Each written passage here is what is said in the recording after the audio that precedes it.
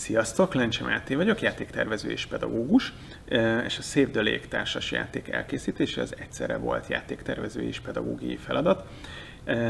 Egyrészt azért, mert a MOME arra kért engem, hogy a hallgatóik által kitalált társasjáték termékké fejlesztésében nyújtsak segítséget.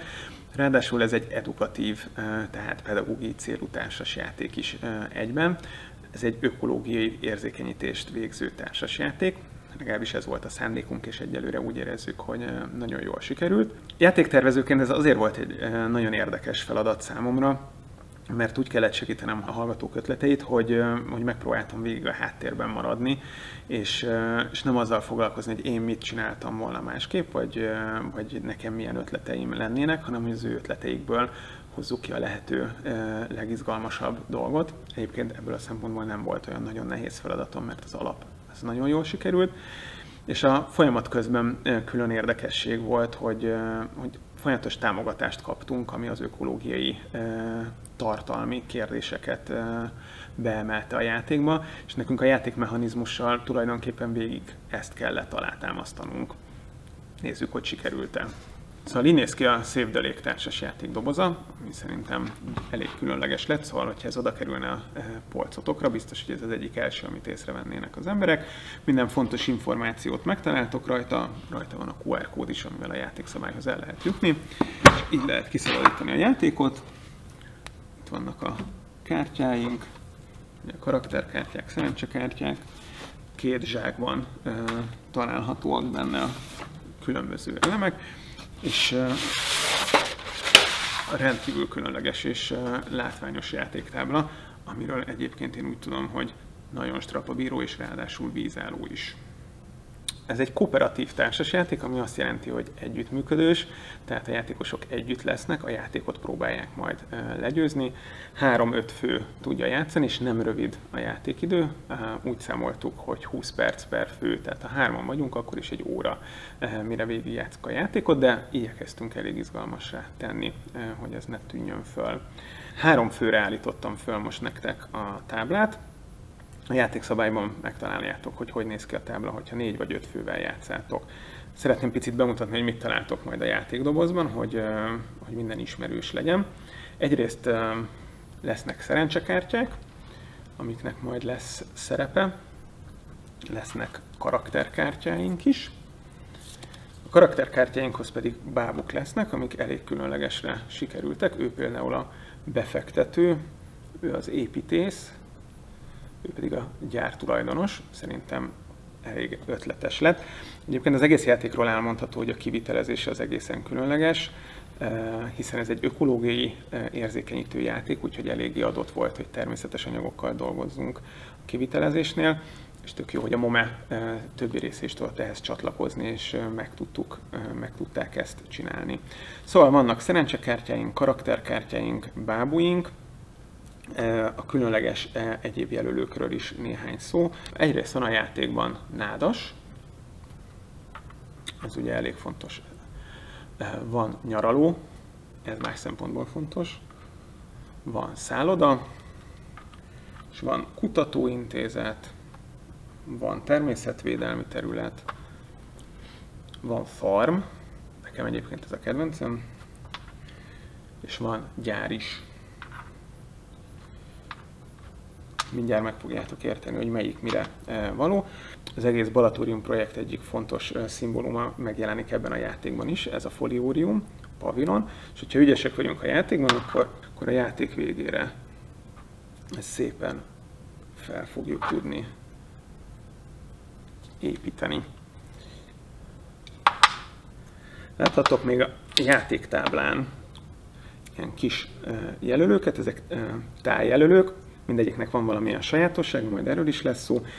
Itt a Balaton ökológiai helyzetét láthatjátok. Ez szintén játékos számtól függ, hogy mikor, honnan indulunk el. És az a lényeg, nem meglepő módon, hogy az összeomlást azt próbáljuk meg elkerülni, sőt, ha csak lehet, az egyensúly, vagy akár a fejlődés területére is jussunk. A játékban különböző jelölők is vannak. Ezek is ilyen nagyon szép lézervágott kis faljelölők. A sárga nagyon fontos lesz, mert pénz igazából majdnem mindenhez kell. A piros az az élelem, meglepő módon ez is elég fontos, mert nem jó, hogyha éhen halunk egy-egy kör végén. Van továbbá a fekete, ez a nyersanyag, ez az, ami az építkezéshez, illetve fejlesztéshez kell. A fejlesztett épületek kapnak egy ilyen plusz jelölőt, ez azért fontos, mert innen látjuk, hogy ezek több pontot érnek, kevesebb mínuszpontot érnek, hogyha az ökopontsávot nézzük, vagy több pénzhez lehet jutni, attól függ, melyik épületről van szó. És az a legmenőbb épület, amit egyébként egy designer készít, mindenféle szempontból a leginkább megfelelő, ez külön kis kék jelölőt kapott. Ez abban az esetben kerül be a játékba, hogyha van designer karakterünk. Játékszabályt szintén a fenntarthatóság szempontjából nem raktunk a dobozba. A mai világban ez nem biztos, hogy mindenkinek szükséges, hiszen például erről a QR kódról egy telefonnal nyugodtan le tudjátok tölteni és tudjátok használni. Na de miről is szól a játék?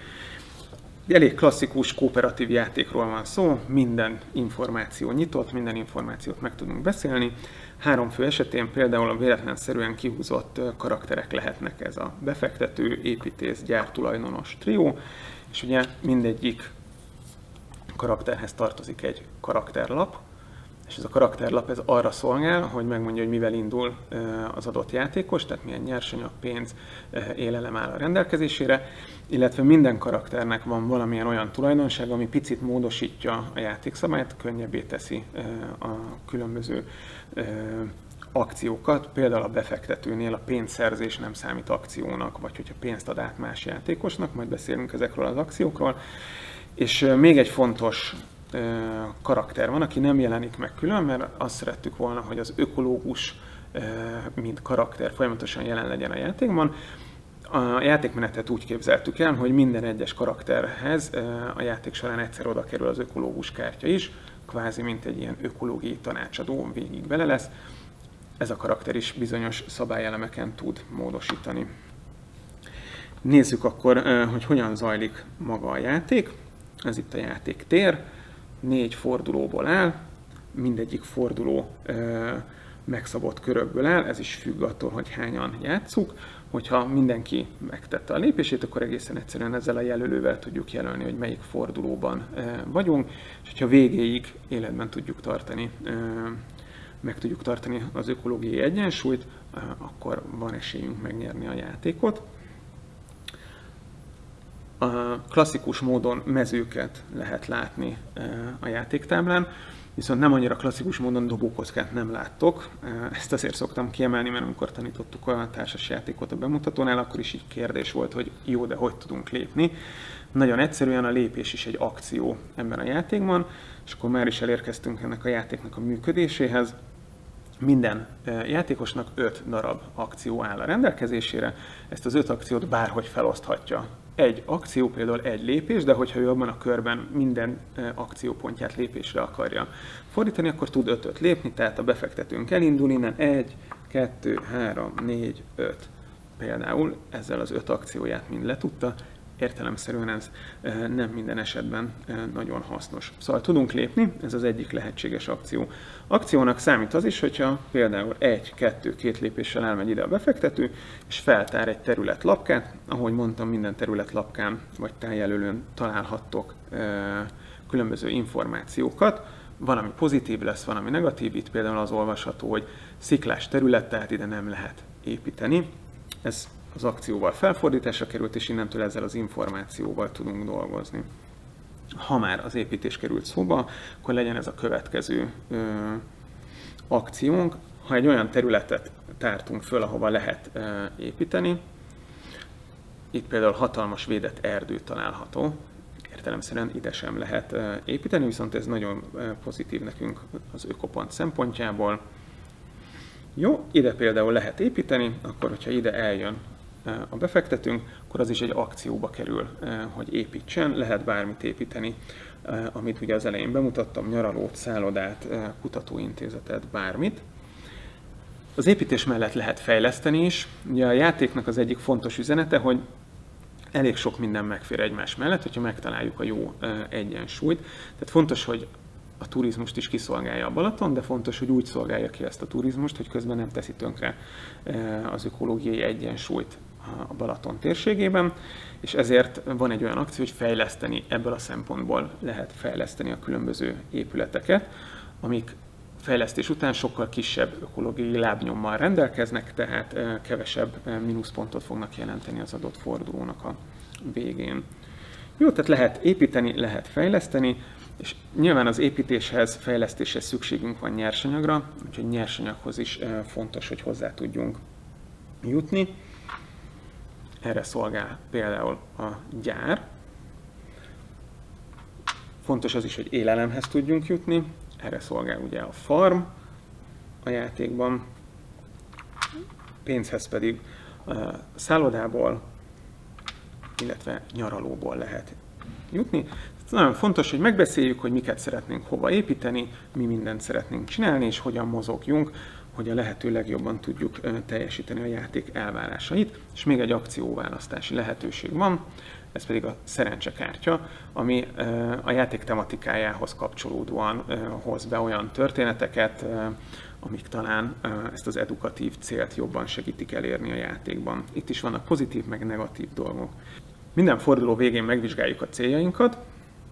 Ezek általában építéssel, nyersanyaggal, élelemmel kapcsolatos célok, mennyi területet kell feltárni, mennyi nádast kell telepíteni, ilyesmi. Hogyha ezeket sikeresen teljesítettük és nem mentünk nulla ökopont alá, akkor tudjuk a Foliorium pavilon egy-egy elemét fölhelyezni.